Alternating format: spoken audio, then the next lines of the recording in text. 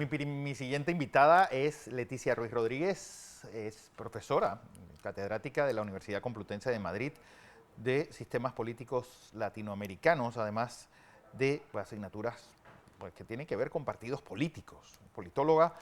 Y Leticia, bienvenida a Panamá y buenos días. Hola Fernando, buenos días, encantada. Oye, me da mucho placer que estés con nosotros porque pues, yo creo que para ustedes los politólogos la situación actual, bueno, es no hay texto que pueda explicarlo, porque por un lado la irrupción de la derecha y la derecha extrema en Europa, por otro lado fenómenos como el que ocurrió en Panamá con Vamos, como el que ocurrió en la Argentina con Milei, como el que ocurrió en El Salvador con Bukele. Si esto tiene algún tipo de explicación, porque pareciera que los sistemas políticos son gregarios, pero uno ve, por ejemplo, pues el hecho de lo ocurrido en Colombia, un giro a la izquierda, a pesar de los números, tanto en seguridad como en economía, repite López Obrador en México. Es decir, ¿tiene esto un hilo conductor común o una explicación generalizada de la situación? Bienvenida a Panamá y buenos días. ¿Qué tal? Hombre, Fernando, si yo tuviera respuesta para eso, quizá habría ganado el Nobel, ¿no? Pero yo creo que definitivamente ante lo que estamos es, pensando un poco en esta sugerente idea de un hilo conductor, estamos ante un desfase entre la oferta y la demanda, ¿no? Entre lo que nos interesa a los ciudadanos y lo que nos preocupa, que cada vez son preocupaciones más grandes porque tienen una índole global, ¿no? El medio ambiente o la seguridad o la inmigración. Hay un desfase entre lo que nos preocupa a nosotros, lo que demandamos y lo que nos están ofreciendo los partidos, tanto los tradicionales como los nuevos partidos, ¿no? Porque en un determinado momento pensamos que los nuevos partidos iban a ofrecernos soluciones y lo que vemos es que, bueno, pues repiten algunos de los problemas o de las deficiencias de partidos ya, digamos, consolidados, ¿no?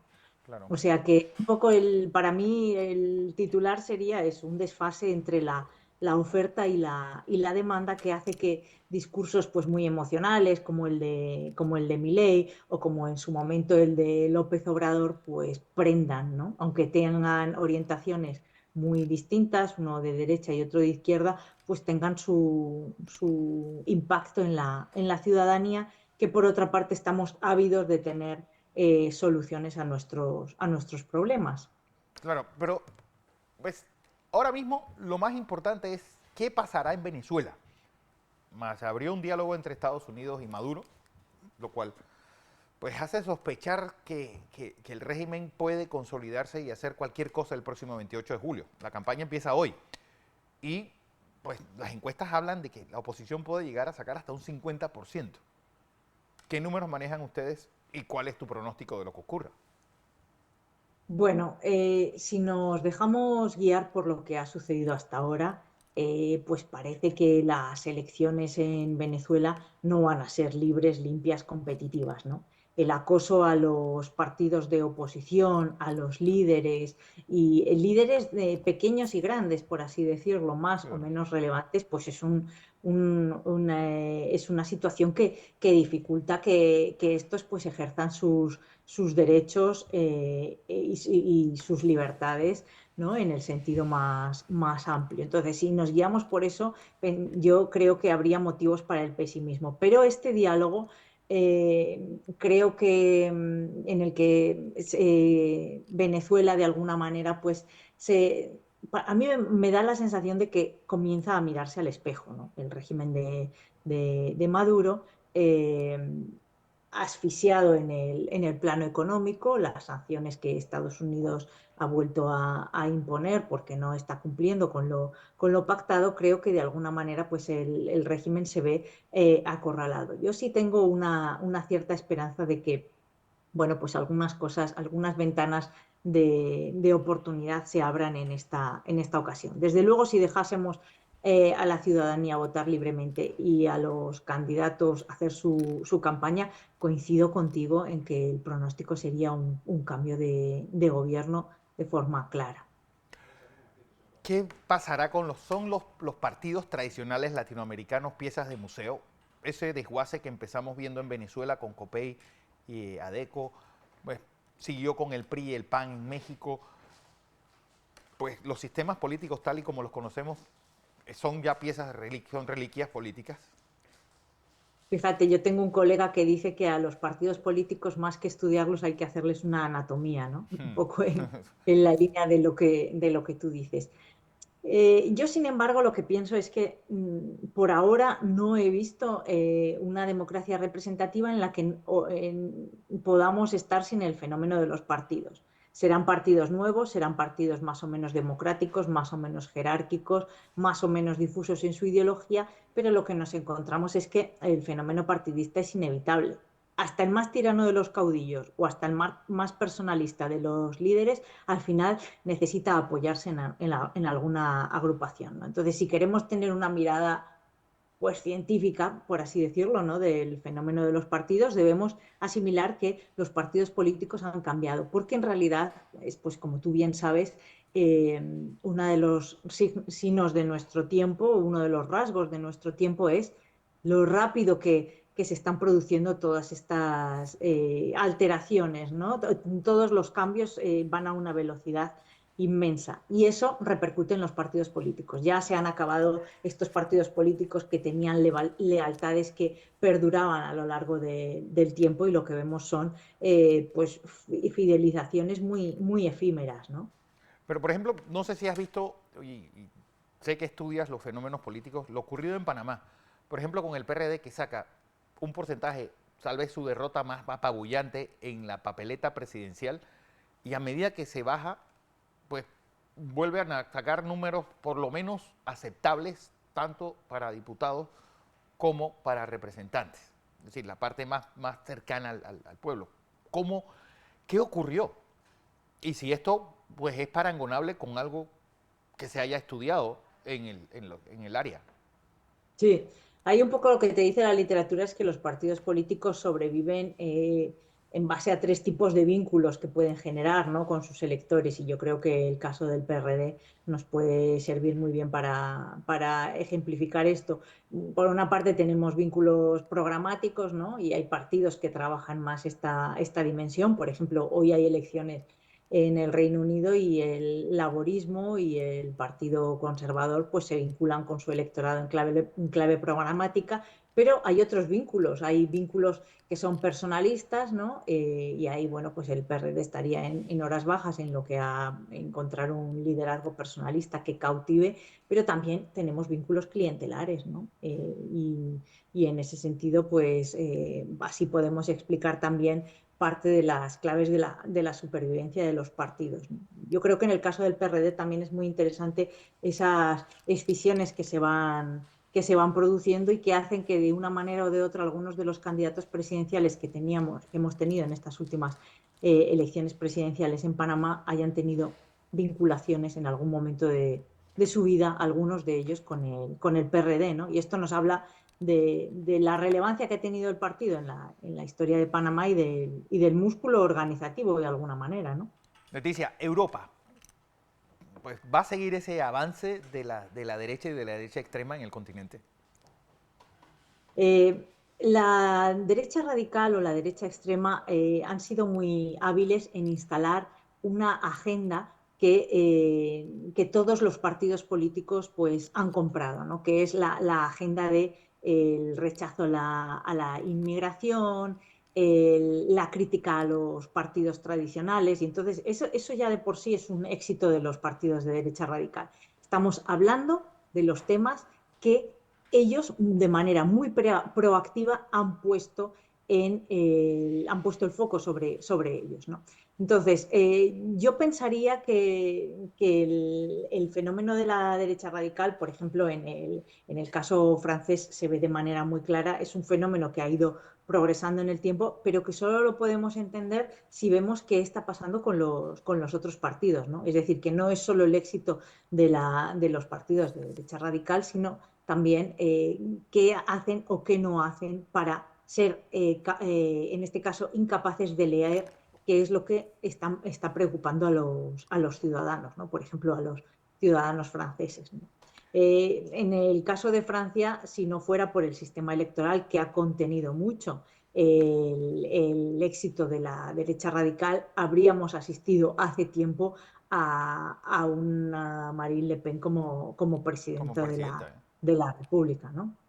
Bueno, y yo creo que más temprano que tarde llegará a ser la presidenta de la República Francesa, ¿eh? Sí, tiene toda la pinta porque además ha hecho dos cosas con mucha habilidad, ¿no? La primera es un poco desligarse de la herencia de De su de padre. su padre, ¿no? Y digamos de alguna manera pues hacer presentable, eh, eliminar esa sombra gris que había sobre algunos de los postulados, ¿no? Normalizar, ¿no? Algunas de sus propuestas, eso, y por otro lado el candidato que ha presentado como posible primer ministro en caso de que ellos tuvieran mayoría en el órgano legislativo, en la Asamblea Nacional, es un candidato que ha sabido conectar muy bien, en gran medida por las redes sociales, pero también porque bueno, pues tiene la verdad unas dotes muy reconocidas, ha sabido conectar muy bien con el electorado y engarzar todo con su propia historia de vida, ¿no? Es Claro. decir, que no estamos ante un líder que provenga de un entorno acomodado, sino que es un hombre hecho a sí mismo y que puede hablar de tú a tú con el electorado pues de menos recursos que ha ido creciendo en el caso de la derecha radical, ¿no? Claro. Y en España, pues casi una operación quirúrgica para mantener a Pedro Sánchez en el poder. ¿Por qué no se da ese avance del PP que cada vez parece un partido más socialdemócrata que un partido conservador? Y sobre todo Vox, que gana espacio pero no lo suficiente. Sí, tú conoces muy bien el caso español y hemos hablado algunas veces de ello, ¿no? En el caso del Partido Popular, vemos un Partido Popular que hasta la aparición de Vox tenía la virtud de atraer al electorado de centro y de ahí hacia la derecha y hacia una derecha muy extrema, ¿no? Y eso Ujú. ha servido para que en España actuar como contención de determinados sectores más radicales de la derecha, pero ahora con la aparición de Vox desde hace unos años, pues el Partido Popular se debate entre tener un discurso más radical que le asemeje a Vox a riesgo de perder un electorado moderado o mantenerse en la moderación. Fíjate, yo hasta hace unos días diría que esta segunda opción, la de mantenerse en la moderación, era la estrategia elegida por Feijóo, ¿no? Por Alberto Núñez Feijóo, el Feijóo. candidato del Partido Popular. Pero si vemos un poco las noticias de estos últimos días, el PP está replanteándose parece ser su estrategia de comunicación y habría pasado a una posición un poco más agresiva, ¿no? De todas maneras, aquí pensemos que hay un electorado moderado de Ciudadanos, un partido prácticamente ya Extinto. extinguido y que el Partido Popular ha bebido de él y fíjate, como tú dices, aún así no es capaz de despuntar, ¿no? Y Porque respecto al... Sí, sí, sí, es que me llama la atención porque no hemos tocado el caso Podemos. Es decir, aquí que hubo una irrupción de un movimiento, pues una especie de ornitorrinco político que no es partido, pero que está funcionando como partido llamado Vamos, me recordó mucho a Podemos. Es decir, un partido que hace exactamente 10 años irrumpe con toda la fuerza con un discurso muy radical en contra de la corrupción, en contra de muchos, en contra de esos problemas que tiene el hombre de la calle, y se ha diluido al punto ya de desaparecer y quedar pues dando un discurso casi de abuelo cebolleta, es decir, de hablar de batallitas que ya nadie les recuerda ni nadie les importa. sí, a Podemos un poco, ya sabes que los científicos sociales somos expertos en explicar las cosas post facto, ¿no? Post facto, sí, que pasan. Una vez que han sucedido, Como ¿no? nosotros los Eh, economistas, siempre explicamos las cosas después, nunca antes. Claro, es más fácil y aciertas más, ¿no? Entonces, en el caso de Podemos, a lo que hemos asistido es a un tema organizativo clarísimo, ¿no? Y que le sucede a muchos partidos que tienen un corte personalista, ¿no? En el fondo, la salida de escena de Pablo Iglesias, que fue su líder durante varios años y que llegó a ser vicepresidente del gobierno, la salida de Pablo Iglesias supuso el comienzo de un declive de Podemos, ¿no? Pablo Iglesias era un líder que conectaba muy bien con una parte del electorado y en el momento en que él deja la dirección del partido, pues comienzan a ponerse, comienzan a revelarse pues muchas pugnas internas, ¿no? Entonces, eso por una parte. Y por otra parte, pues es un partido político que nace con un afán confrontacional, un partido muy reivindicativo, desafiante, ¿no? Es como ahora lo caracteriza la literatura, este tipo de partidos, y eso pues tiene un recorrido limitado, ¿no? En el Claro, momento en que tú ocupas puestos de gobierno, pues tienes que cambiar tu perfil, ¿no? Y aunque ellos han sido hábiles en modificar un poco la narrativa y adaptarla a lo que pasó a ser, que fue un partido de una coalición de gobierno, pues sin embargo, claro, algunos de sus argumentos es difícil defenderlos cuando estás en el gobierno, ¿no? Porque uno puede decir, bueno, ¿y por qué no lo habéis hecho hasta ahora, ¿no? claro. Bueno, Leticia Ruiz Rodríguez, catedrática de la Universidad Complutense, pues, vieja amiga, que no es lo mismo que amiga vieja, que consta. De las dos cosas. Así es. Leti, gracias y feliz tarde a Gracias a ti. ti, Fernando. Así Feliz es. día. Un abrazo. Igual.